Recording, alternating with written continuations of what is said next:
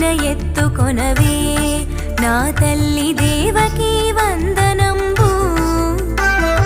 కాని బాలుని వలెను నన్నిట్లు ఎడబాసి ఉండతగునా.